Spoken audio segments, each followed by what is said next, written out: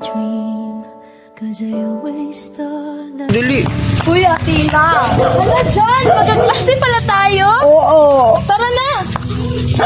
Grabe, no? Malatino! Gangster! Diba ikaw si Athena? Bakit? OMG, di ba maka-blacklist kayo, pwede kayo mag-study sabay para makapasar sa math na exam? Oo nga no! Oo. Huli ka na! this feeling seems to grow more. Wala, nagsabi na kasamaan! Uy, mag-review na ba ito? Kaya ito yung mobile! Tuluan, di ka sumata!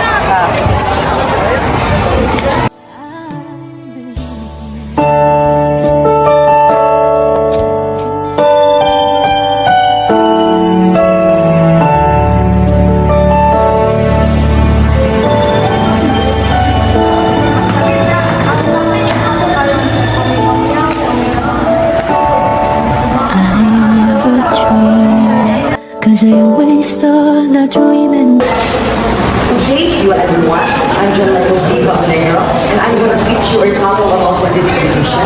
When we say synthetic division, it is the easiest method to find your remainder. So we have our equation, 3x squared plus 4x plus 2, divided by x plus 2. And after that, we're going to use our zero product property. So when we say zero product property, it is the process of changing or transposing the signs. For example, x plus 2, so it will turn into negative 2. And now we're going to bring down our numerical coefficient, which is positive 3, positive 4, and positive 2. And we're gonna put our divisor into the left side of the symbol. And now the first thing we need to use is we're gonna bring down the first numerical coefficient, which is 3. Since we have 3, we are going to multiply it by negative 2, and that will be resulting a negative 6. And now we are going to plus the 4 and the negative 6, resulting a negative 2. Since there are two different signs, we are going to subtract and copy the sign that has a bigger number, which result to negative 2. And after that, we are going to multiply over negative 2 and negative 2. And that will be resulting in positive 4. And lastly, we need to plus the 2 and 4, which result a 6. And that is our remainder. I thank you. What if negative atong divisor? Using the same product property, i-transpose natin siya so may mo siya positive. So, we'll put the zero product property to the left side here in the symbol, and we'll bring down the numerical coefficient and we will multiply it. 2 times 3 equals to 6 and 2 plus 6 equals 8. And we will multiply it again. 8 times 3 equals 24. And negative 3 plus 24 is equals to 21. Since we have two different signs, we can subtract it and copy the sign of the bigger number. So the remainder will be 21, positive 21. That's all. Thank you. Good day to everyone. I am Delvania Bonos, and I will be talking to you about the remainder theorem. So what is remainder theorem? When we say remainder theorem, it is the process of getting your remainder by substituting your divisor to the variables. So we have here our example, 3x cubed plus 4x squared minus 2x plus 3 divided by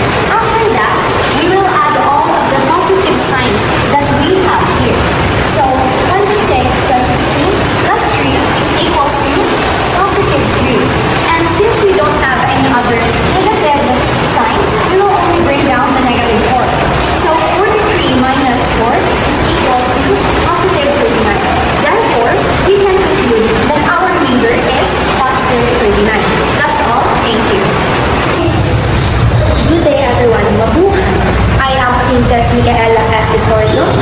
So, we have another example about remainder theorem.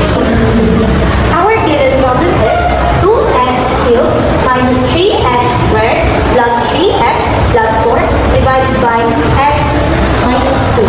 So, here, we're going to transpose this one. So actually times 2 sa yung exponent, which is 3. So, 2 times 2 times 2 equals 8. So, dili na santa.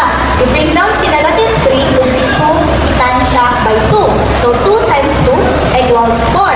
So, bring down positive 3 o bring down tayo na si positive 2, bring down yung 3. So, dili yung kuwaton is ato silang i-times kami sila 2.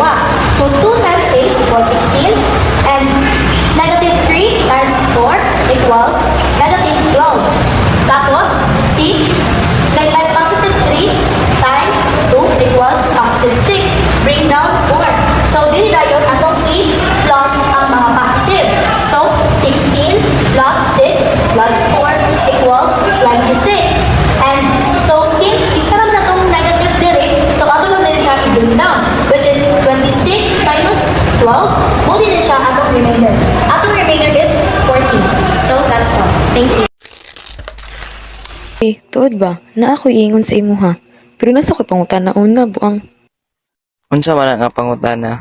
Ano din kogi kay ka magpatudlo uy. Kagkinsa man kagapa impress.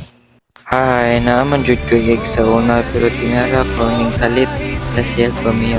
Bantog isa ni sa ako ang mga waya aron makawa siya balik. Sa day unta to ang imuhang isulti. Wala uy, ay na, joke ra to kay. Guru mas maayo kung ingani na lang no. Amigo na lang ni taman para wala na masakitan sa among duwa.